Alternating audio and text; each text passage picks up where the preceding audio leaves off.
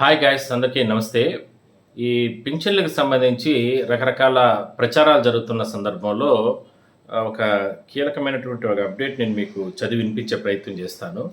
ఎందుకంటే ఎక్కడిస్తారులే ఇందులే అది ఇది రకరకాలు చెప్తున్నారు కదా! కాబట్టి ఇంపార్టెంట్ అప్డేట్ ఒకటి. ఆంధ్రప్రదేశ్‌లో కొత్త పింఛన్ల కోసం ఎదురు చూస్తున్న లబ్ధిదారులకు కూటమి ప్రభుత్వం తీపి కబురు అందించింది. ప్రభుత్వం అధికారంలోకి వచ్చి 2 ఏళ్లు పూర్తి చేసుకుని మూడో ఏడాదిలోకి అడుగుపెడుతున్న సందర్భాన్ని జూన్ 12 పురస్కరించుకుని కొత్త పింఛన్లు మంజూరు చేయాలని నిర్ణయించింది. ఇందులో భాగంగా మొదటి ప్రాధాన్యతగా వితంతు పింఛన్లను అందించనున్నారు. అంటే ఎందుకంటే దీనికి సంబంధించి ఫస్ట్ పింఛన్లు వితంతువులకు ఫస్ట్ ప్రయారిటీ ఇచ్చి మిగిలిన వాళ్ళకు కూడా ఇవ్వాలని. అంటే దీంట్లో ఉద్దేశం ఏరా అంటే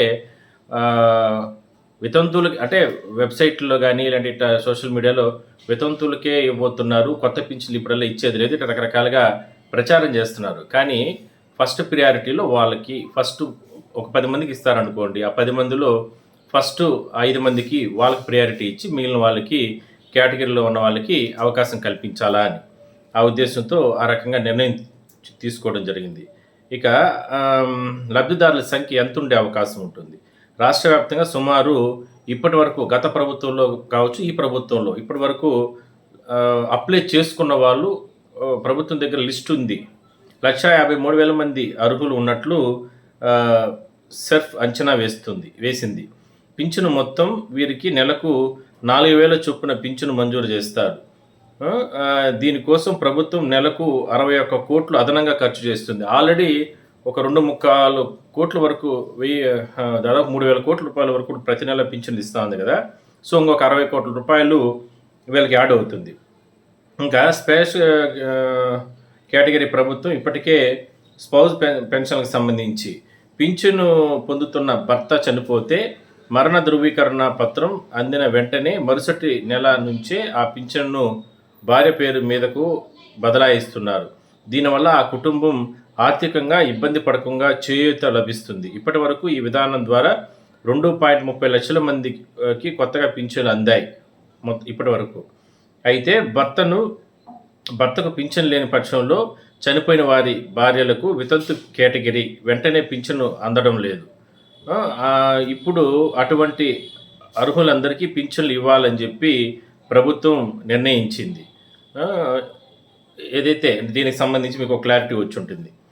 ఇంకా దివ్యాంగులకు సంబంధించి పింఛన్ల పైన కూడా కసరత్తు చేస్తుంది. ఇప్పటివరకు పెండింగ్ ఉన్న వాళ్ళు వితంతు పింఛన్ల తర్వాత అర్హులైన దివ్యాంగులకు అంటే ఫస్ట్ ప్రియారిటీలో వితంతువులకు, రెండవ ప్రియారిటీలో దివ్యాంగులకు సంబంధించి, దాని తర్వాత మిగిలిన కేటగిరీలన్నింటినీ కూడా ఇవ్వాలని ఆలోచన చేస్తున్నారు. దివ్యాంగులకు పింఛను మంజూరు చేయాలని ప్రభుత్వం భావిస్తుంది. ఇప్పటికే సుమారు 1 లక్ష మంది దరఖాస్తు చేసుకున్నట్లు సమాచారం. అయితే ప్రస్తుతం ఉన్న దివ్యాంగ పింఛన్లతో సుమారు 1 లక్ష మంది అనర్హులు కూడా ఉన్నట్లు వైద్యాధికారుల తనిఖీల్లో తేలింది. అంటే ఇప్పటి వరకు కూడా గతంలో మనం ఒకసారి చూస్తే గతంలో ఎన్నో రకాల తప్పులు జరిగాయి. దానికి సంబంధించి వాటన్నిటి కూడా అంటే సరిచేసే ప్రయత్నం చేస్తున్నారని చెప్పి మనం గతంలో కూడా డిస్కస్ చేస్తాం. బట్ అవన్నీ కూడా దాదాపుగా 1 లక్ష పింఛన్లు ఉన్నాయంట. అవన్నీ కానీ తొలగించగలిగితే కొత్త వాళ్ళకందరికీ చాలా ఇబ్బంది లేకుండా ప్రభుత్వం పైన ఖజానా పడకుండా ఇచ్చేయచ్చు అనేది అధికారుల ఆలోచన. అయితే ప్రస్తుతం ఉన్న దివ్యాంగ పింఛన్లో సుమారు 1 లక్ష మంది అనర్హులు ఉన్నట్లు వైద్యాధికారుల తనిఖీల్లో తేలింది వైద్య పరీక్షల్లో. దీంతో నిజమైన అర్హులను గుర్తించి అనర్హులను తొలగించే ప్రక్రియపై అధికారులు కసరత్తు చేస్తున్నారు. మొత్తం పింఛన్ల అంచనా రాష్ట్రంలో ప్రస్తుతం వృద్ధులు, వితంతులు, ఒంటరి మహిళలు సహా మొత్తం 28 విభాగాల్లో పింఛన్లు అందుతున్నాయి. అన్ని విభాగాల నుంచి కలిపి కొత్తగా సుమారు 10 లక్షల మంది దరఖాస్తులు చేసుకునే అవకాశం ఉందని అధికారులు అంచనా వేస్తున్నారు. నేను మొన్న ఈ మధ్య వీడియోలో కూడా చెప్పాను నేను.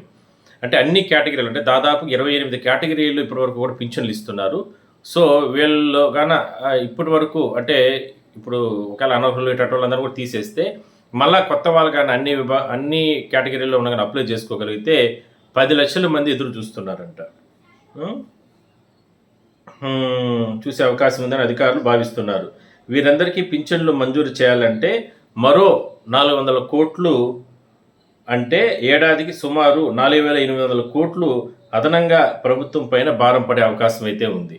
సో ఇప్పటి వరకు కూడా దాదాపుగా 2,800 కోట్లు అనుకుంటాను ప్రతి నెల ఇస్తా ఉండేది.